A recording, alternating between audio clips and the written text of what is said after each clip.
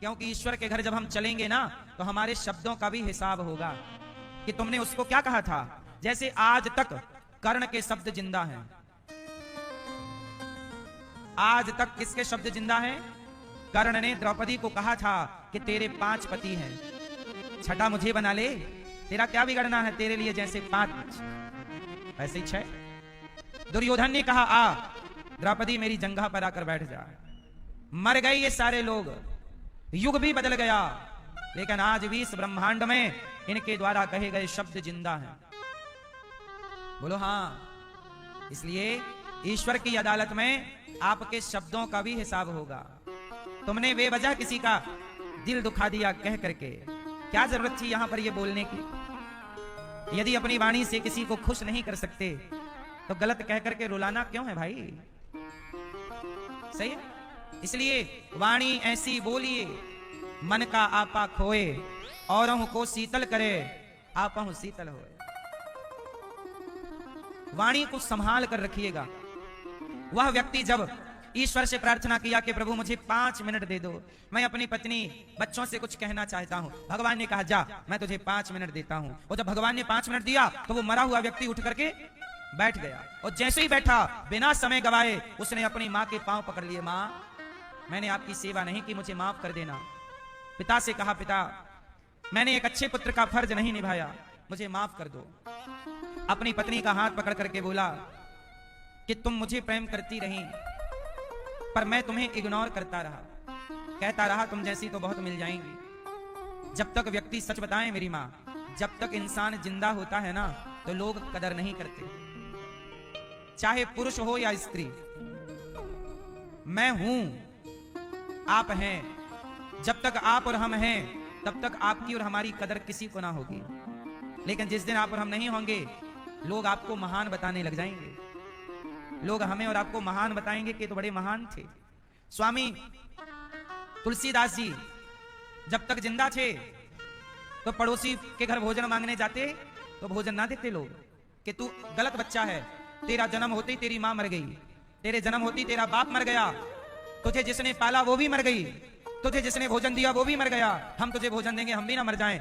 भोजन देना छोड़ दिया लोगों ने, जब तक जिंदा थे भोजन नहीं दिया, और मर गए जब प्राण पूरे हुए तो महानता की गाथाएं लिखी गई। मीराबाई जब तक जिंदा थी तो जहर पिलाया गया, और जब भगवान के घर चली गई तो महानता की गाथाएं लिखी गई। जिंदा में व्यक्ति को सम्मान नहीं मिलता, मरने के बाद ही असली इज्जत मिलती है।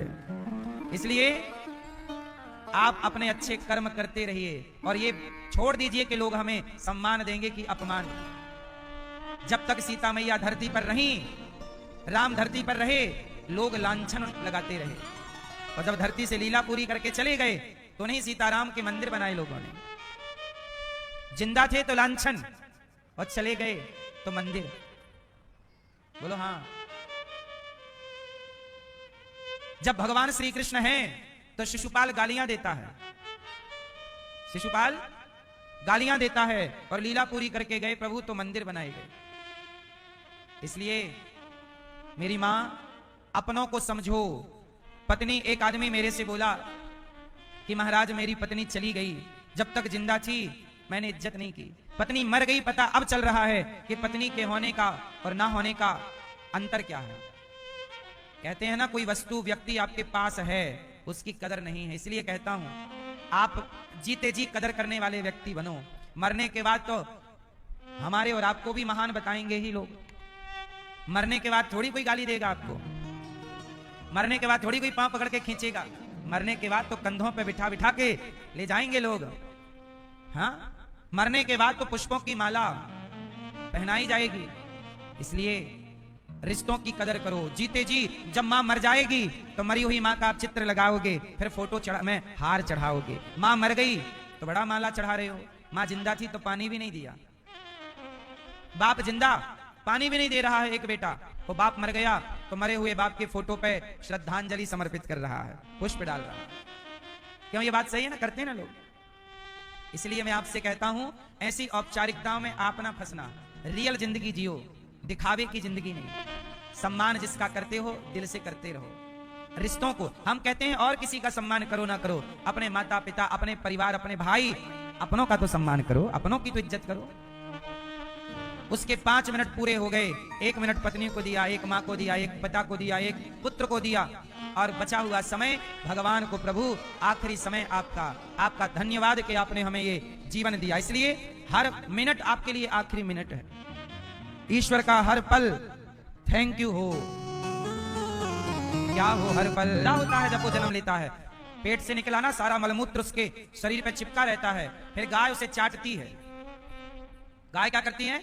चाट चाट कर उसे पवित्र कर देती है, निर्मल कर देती है। जैसे गाय बच्चे के, बछड़े के गंदगी को समाप्त कर देती है, ऐसे भगवान भक्त के ऊपर लगी अहंकार की गंदगी को समाप्त कर देते हैं।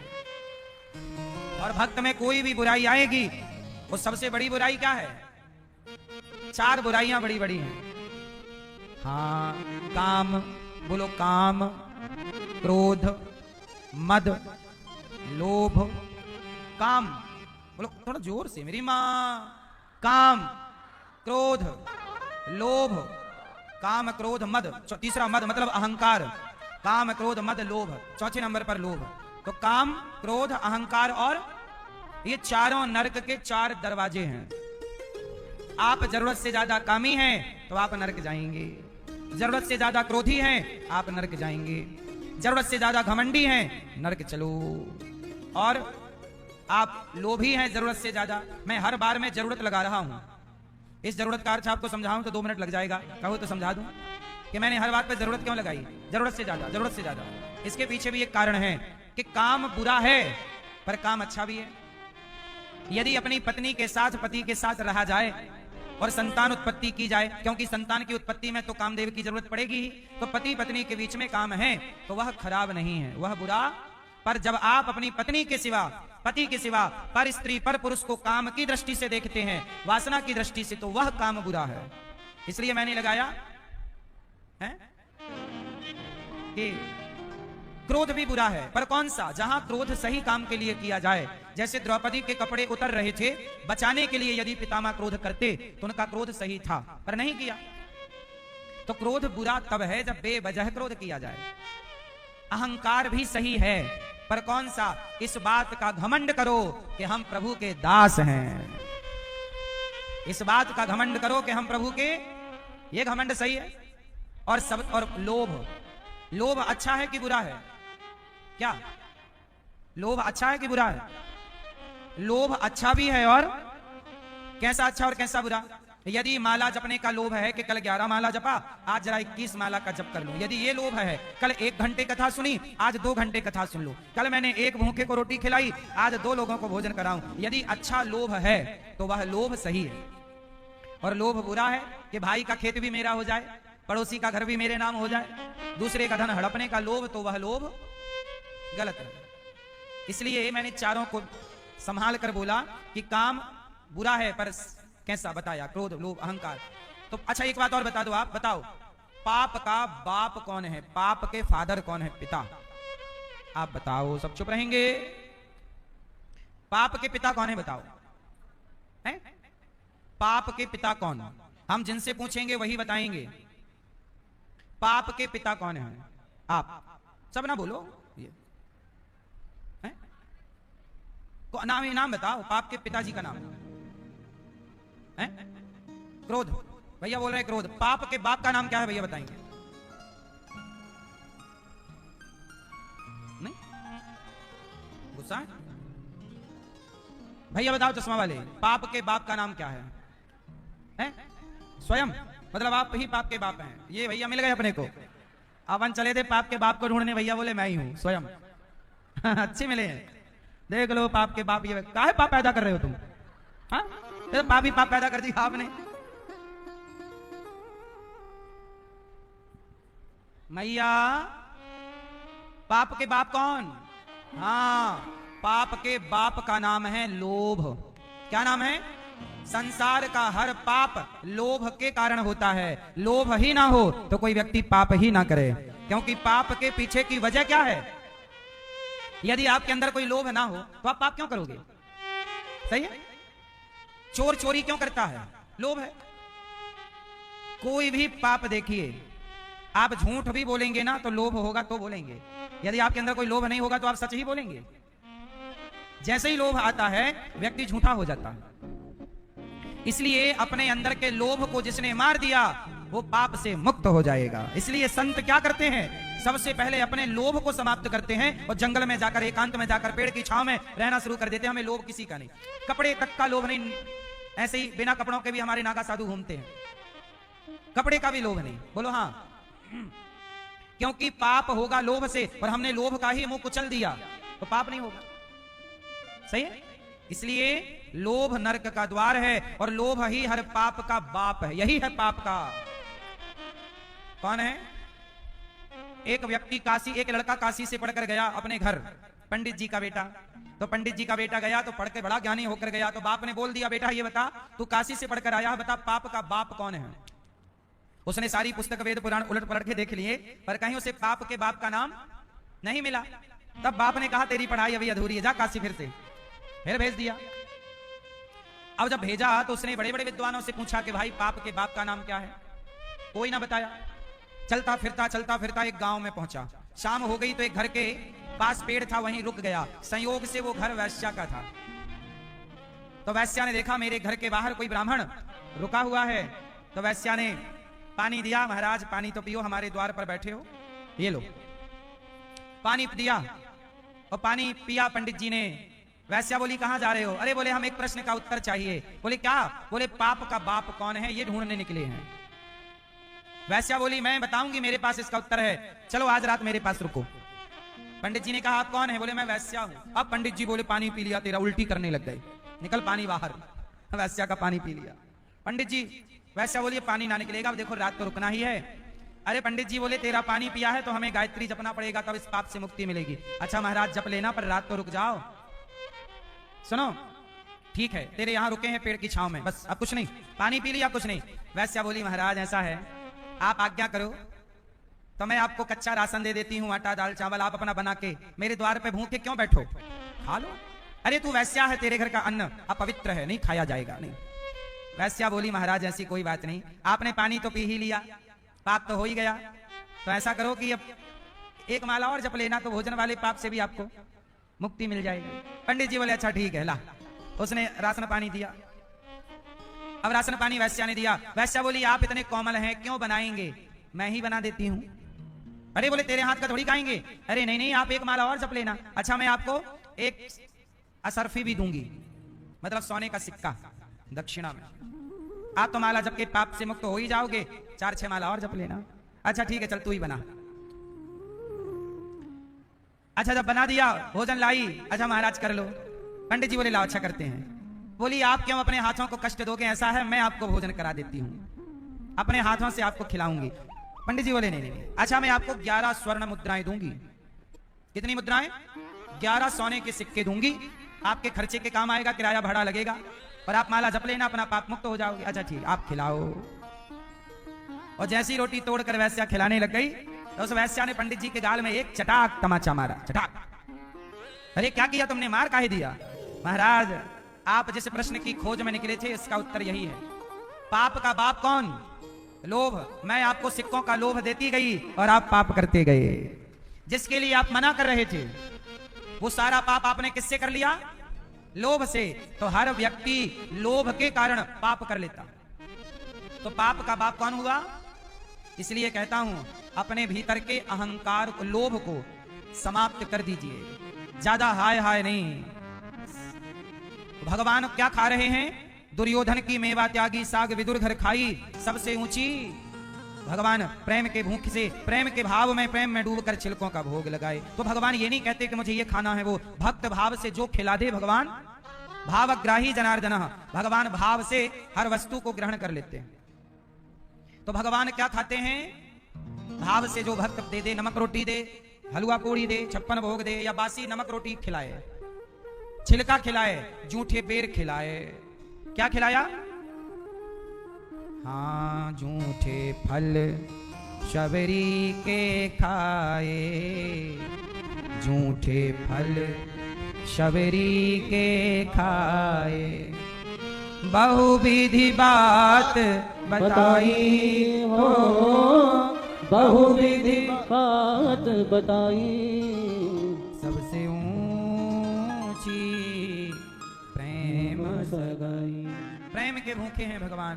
भाव का भूखा हूं मैं, भाव ही एक सार है, और भाव से भजले मुझे तो भव से बेड़ा पार है।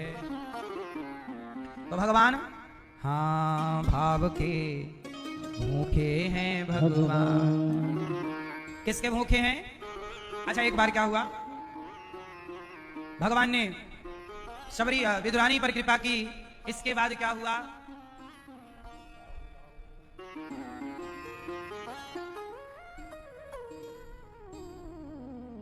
भगवान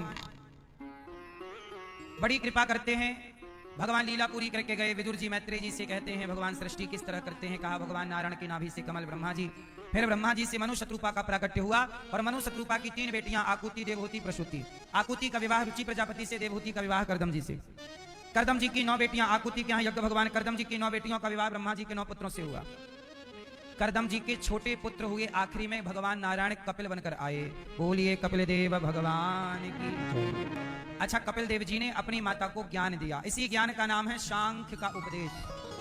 हमारे सनातन में ज्ञान की बड़ी महत्ता है। अच्छा एक बात बताओ, कपिल भगवान अपनी माँ से जो बात कहते हैं वो बात क्या थी, सुनना चाहोगे? कपिल भगवान, करदम जी की 9 बेटियों का विवाह हुआ और पुत्र हुए, तो करदम जी बोले मेरी गृहस्थी का कर्तव्य पूरा हुआ। हमारे सनातन में 4 आश्रम बनाए गए हैं, गृहस्थ, ब्रह्मचर्य, गृहस्थ, वानप्रस्थ और सन्यास। कितने आश्रम हैं? पत्नी के साथ कितने दिन रहें? गृहस्थ आश्रम में कितने टाइम रहें बताओ? जब आप 50 साल के हो जाओ, जब आपकी बेटी का विवाह हो जाए, जब आपके बेटे का विवाह हो जाए, तो गृहस्थ से मन हटा करके भगवान में मन लगा लीजिएगा। बेटी का विवाह बेटे का हो गया, आपके काम पूरे हो गए। हो गए कि नहीं? कर्तव्य क्या हो गया? पूरा। अब घर के मोह से जरा बाहर निकलो। किससे बाहर निकलेंगे?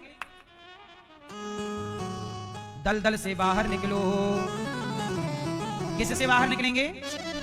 भैया बेटी, मैया आपकी बेटी का ब्याह हो गया और बेटे का, अब आप फुर्सत हो गई, इसलिए अब पूरी सांसें भगवान के नाम करो। अब ना कहो बहू बहू, बेटा बेटा, मेरा पोता पोता ना जपो। अब जा। अच्छा ये बताओ सही है कि गलत है ये बात? बच्चे पड़ोसी बन जाते हैं कि नहीं? कहां रहती है तुम्हारी माँ? पड़ोस में रहती है। कहां रहता है तुम्हारा पिता? पड़ोस में। तुम कहां रहते हो? पड़ोस में, अलग। मां के साथ क्यों नहीं रहते? मां के साथ रहो, जहां रहो अपनी मां को रखो। मां का ख्याल बुढ़ापे में आजकल ना लड़के क्या है, मां का ख्याल कौन रख रहा है? बोले नौकर। नौकर चाकर लगे हैं। मां का ख्याल आप ही रखा करो, नौकरों के भरोसे नहीं। पूछते रहा करो समय समय पर, मां क्या चाहिए, पिताजी क्या, मेरे लायक क्या है। ठीक है मेरी मां, तो बेटी बेटी नहीं, मैया। क्या जपोगी आप? बेटा बेटा, बेटी बेटी, पोता पोता, पोती पोती। हाँ क्या जपना है? श्रीमन नारायण, श्रीमन नारायण, सीताराम, राधे कृष्ण, राधे, बोलो राधे कृष्ण। कपिल भगवान ने मां को ज्ञान दिया। मां सिद्धा ना, कपिल भगवान से मां ने कहा कि मेरा मन बड़ा अशांत है। तम तो आगता हम शरणम शरण्यम स्वभृत्य संसार तरो कुठारम। हे प्रभु मेरा मन कैसे वश में हो, आप बताओ। कपिल भगवान ने कहा तितिक्षवः कारुणिकाः सुहृदः सर्वदेहिनां अजात शत्रवः शांता साधवः साधुभूषण। सहनशील बनो, सहनशील संतों की संगति करो, आप अच्छे संगति में रहोगे। अच्छा कथा रोज सुनना चाहिए कि कभी कभी? देखो ना, ध्रुव जी को उनके अपनी सौतेली माता ने, पिता की गोद में बैठना चाहता है बालक ध्रुव, पर माता ने क्या किया? हाथ पकड़कर तपसा राध्य पुरुषम तस्यैवानुग्रहेण में, जा तपस्या कर। जब ध्रुव जी का हाथ पकड़कर उनकी सौतेली मां ने निकाला, तब ध्रुव जी अपनी मां के पास गए, कहा मां मैं क्या करूं? तब मां ने कहा कि बेटा तू भगवान की शरण में जा। अच्छा तो भगवान की शरण में कौन ले जाएगा? बोले कोई गुरु ले जाएंगे। बोले कहां मिलेंगे? बोले तुझे मिलेंगे। और ध्रुव जी जब चले तो रास्ते में नारद जी मिल गए और नारद जी ने मंत्र दिया। अच्छा एक बात बताओ, नारद जी जैसे गुरु मिले तो ध्रुव जी को भगवान मिले कि नहीं? हाँ, इसलिए आप यदि अच्छे संतों की संगति करेंगे तो आप भगवान के एक कदम करीब पहुंच जाएंगे। आप मेरी संगति करोगे तो मैं आपकी कथा सुना सुना के आपके हृदय में भगवान का प्रेम भर दूंगा कि नहीं? लेकिन आप मेरी संगति ना करके गलत संगति में पड़ जाओ तो आपको कोई शराब की संगति मिल जाए शराबी की, तो वो आपको शराब पिलाना सिखा देगा, जुआ सिखा देगा। हाँ या ना? लड़कियों को भी गलत लड़कियों की संगति मिल जाए। एक लड़की मेरे से बोली, गुरुजी मेरी सहेली 2 बॉयफ्रेंड रखी है और मेरे को कहती है तू भी रख। तो लड़कियां भी आजकल कुछ लड़कियां गलत संगत में है, फ्रेंड बॉयफ्रेंड बनाए घूम रही हैं, है ना, उसके साथ।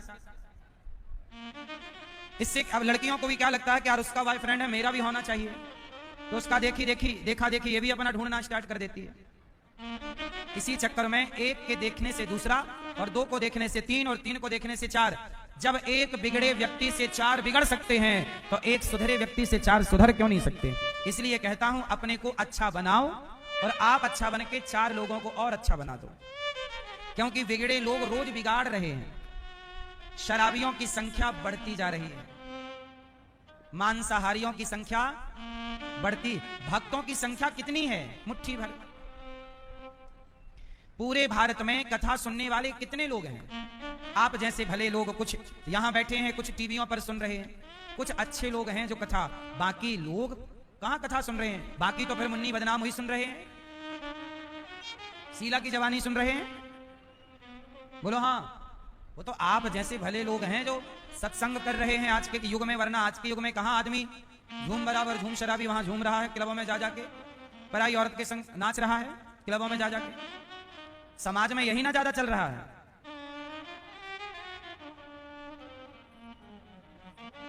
इसलिए कहता हूं अच्छी संगति कर लो।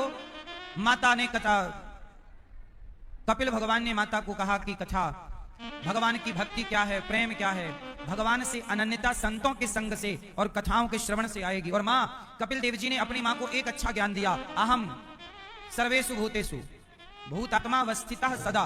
ये बात मैं आपको समझा दूं कि देखो बताओ, मंदिर में भगवान को देखना और कण कण में भगवान को देखना कौन श्रेष्ठ है? जिसे मंदिर में भगवान दिखते हैं और जिसे अपनी माता पिता दीन दुखी में भी भगवान दिखते हैं, कौन महान है? इसलिए पहले मंदिर में भगवान का दर्शन करो, फिर धीरे धीरे अपनी माता में भगवान को देखना, फिर पिता में, फिर गुरु में, फिर गाय में, धीरे धीरे संसार के हर पद पदार्थ में, हर जीव में, हर कण में अपने प्रभु का दर्शन करना सीखिए। अच्छा एक बात मुझे आप बताओ, सब में भगवान होते हैं या ये बात झूठी है? जोर से, जोर से। होते हैं, सब में भगवान है, कण कण में है। क्यों? आपको कण कण में भगवान का दर्शन हुआ? कण कण में ईश्वर है तो दिखते क्यों नहीं? तो आंखों का ऑपरेशन कब कराओगे आप? सही है। देखो चुंबक होती है ना, चुंबक, मैग्नेट, चुंबक में पावर होती है खींचने की, है ना, लोहे को वो अपनी ओर खींचती। क्या उसका पावर दिखता है? जैसे चुंबक में चुंबकीय गुण तो है, खींचने का पावर है, पर वो दिखता नहीं है, पर है। ऐसे ही जैसे चुंबक के हर कण में, अब चुंबक को धूरा कर दिया जाए कूट करके और बारीक कर दिया जाए, हर कण में उसकी शक्ति जिंदा रहेगी कि नहीं? क्या चुंबक को कूट देने से, उसका चूरा कर देने से क्या उसकी शक्ति नष्ट होगी? जैसे चुंबक के प्रत्येक कण में चुंबकीय गुण विद्यमान हैं, ऐसे सृष्टि के हर कण में भगवान के गुण विद्यमान हैं, हर जीव में परमात्मा है। सवाल खड़ा हुआ कि भगवान हैं तो दिखते क्यों नहीं? तो जैसे चुंबक का चुंबकीय गुण दिखाई नहीं पड़ता, ऐसे ईश्वर का ईश्वरीय गुण दिखता नहीं है। परंतु परंतु परंतु यदि आपके अंदर भक्ति का चश्मा है, प्रेम का चश्मा है, तो प्रहलाद नाम के एक भक्त थे जिनको खंबे में भी अपने प्रभु का दर्शन होता था। हिरण्यकश्यपु बोला मुझे तो नहीं दिख रहे हैं, प्रहलाद बोले हैं। हिरण्यकश्यपु बोला नहीं है। यदि हिरण्यकश्यपु के चश्मे से देखोगे तो पत्थर है, और प्रहलाद के चश्मे से देखोगे तो पत्थर में भगवान है।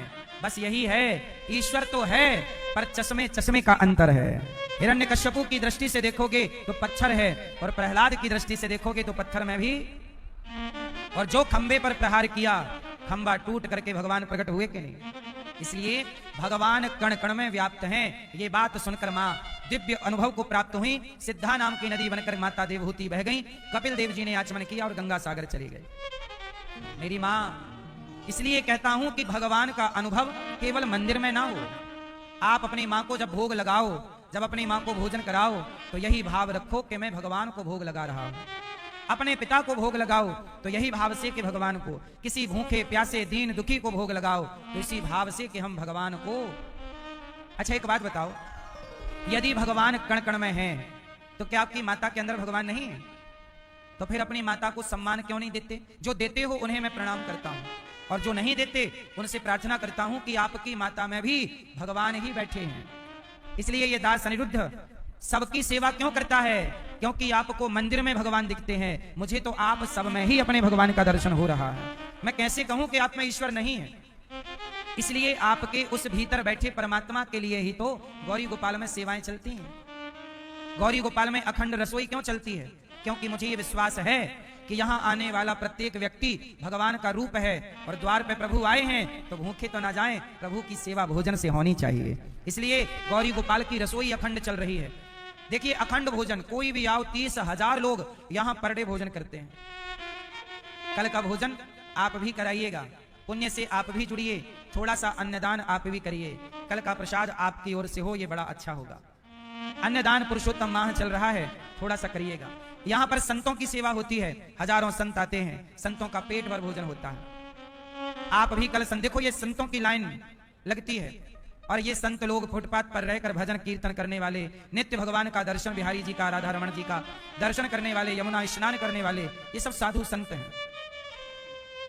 कल का भोजन आप भी इन संतों को दीजिए, कि कल का भोजन आप भी संतों को बंटवाएंगे अपनी ओर से। अपनी बेटी बेटा के जन्मदिन पर, माता पिता की पुण्य तिथि पर आप भोजन का दान करें। संतों को एक रोटी, आप कल का संपूर्ण भोजन आप करा सकते हैं, कि संतों को भोजन कल आपकी तरफ से। यहाँ ब्राह्मणों का भोजन होता है, ब्राह्मणों का भोजन भी कल आप करा सकते हैं अपनी ओर से, ब्राह्मण भोज, कि कल का प्रसाद ब्राह्मणों को आपकी ओर से।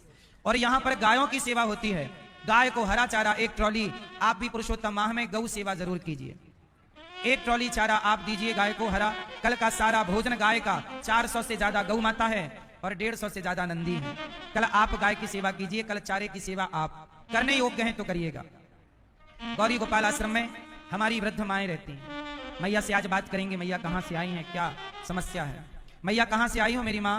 छत्तीसगढ़ से। छत्तीसगढ़। हाँ। कौन कौन है आपके घर पे? कोई नहीं है बेटा, आपके पति बहुत दिन के खत्म हो गए। 20 और साल आपके हो गए। बेटा? नहीं है बेटा, बेटी और है। बेटी? नहीं है बेटी, बेटा नहीं है।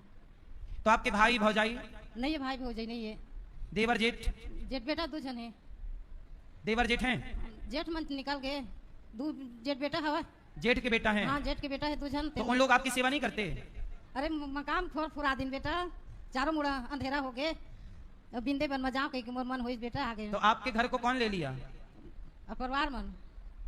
जेठ ने ले लिया? हाँ जेठ बेटा मन। जेठ के बेटे ने? हाँ। मैया का घर जेठ के बेटे ने ले लिया। तो जब ले लिया घर तो सेवा नहीं की उसने आपकी? नहीं करी बेटा, ले ली चौले के मन। तो आपको कोई, आपके परिवार के लोग आपकी सेवा करने को तैयार नहीं हुए? नहीं हुई बेटा। आपकी बहन वगैरह हैं? नहीं है बहन वहन कुछ नहीं, भाई सब खत्म हो गए। तो भाई का बच्चा भतीजा तो होगा? नहीं नहीं नहीं है, कोई नहीं। ये मैया जिनका लगभग अब कोई नहीं है भगवान के सिवा, और जेठ का बेटा है, पर वो घर तो ले लिया, पर माँ को लेने, दौलत लेने वाले 1000 होंगे, माँ की संपत्ति लेने वाले 1000, पर माँ को लेने वाले कोई नहीं। जब अपनों ने साथ छोड़ दिया तब ये दास अनिरुद्ध के पास ये माँ आई, और यहाँ माँ की सेवा ये दास इनका बेटा बनकर कर रहा है। मैया कब से आप यहाँ हैं? 4 साल हो गए बेटा। इन 4 सालों में घर से कोई आया? नहीं आपको रहने के हमने कोई पैसे तो नहीं नहीं लिए? नहीं ले बेटा, पैसा नहीं ले। इन माओं से 1 भी रुपए नहीं लिया जाता। और किसी माँ की सेवा 4 साल से, किसी माँ की सेवा 6 साल से, तो कोई 2 महीने पहले आई, तो कोई 2 दिन पहले आई। ये सेवा निरंतर चल रही है माओं की। अभी हमारी एक माँ हॉस्पिटल से आई हैं, डॉक्टर ने बोला है कि अब बहुत कम सांसें हैं। हमने कल भी आपको कहा कि बेटे को बोला कि आ जाओ आखिरी दर्शन माँ का कर लो, नहीं आते।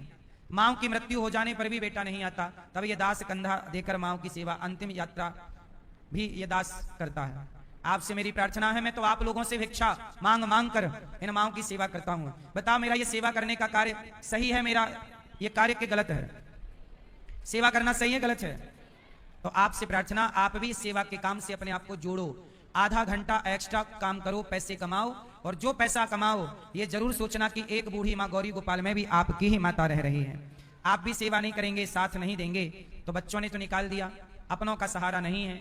आप भी सहयोग नहीं करेंगे तो साथ कौन देगा? सोचिएगा जरूर। आप भी कल का भोजन माओ को बंटवाइए। कल का भोजन माओ को आप अपनी ओर से करा सकते हैं, कल का नाश्ता आप अपनी ओर से माओ को करा सकते हैं, और एक एक माँ को कुछ वर्षों के लिए आप गोद ले सकते हैं कि एक माँ को 1 साल तक रोटी आप देंगे। एक एक माँ की 1-1 साल की भी सेवा ले लो तो बड़ा हल्का हो जाएगा। 1 साल तक आप एक माँ को रोटी दे सकते हैं कि आज से एक माँ को साल भर तक हम रोटी देंगे, दोनों टाइम भोजन की सेवा हम करेंगे। एक एक माँ का भी सहारा बनेंगे तो बड़ा पुण्य होगा। गौरी गोपाल आश्रम में, अच्छा ये बताओ, आपने गौरी गोपाल के बारे में जितना सुना था, यहां आकर देखा तो सही पाए कि गलत पाए? जोर से। सही है? जो देखा सुना था वो सही है? उससे भी अच्छा आप कह रहे हैं। आप लोग देखिए, यहां पर जो हम बता रहे हैं, जितना कहते हैं उतना ही करते हैं। अभी यहां पर एक गुरुकुल चलता है।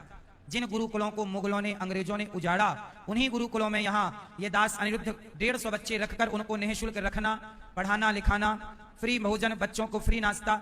ये देखो बच्चे पढ़ते हैं यहाँ गुरुकुल में। आपसे भिक्षा मांग मांग कर हम बच्चों की सेवा करते हैं। बच्चों से कोई शुल्क नहीं लेते, फीस नहीं लेते।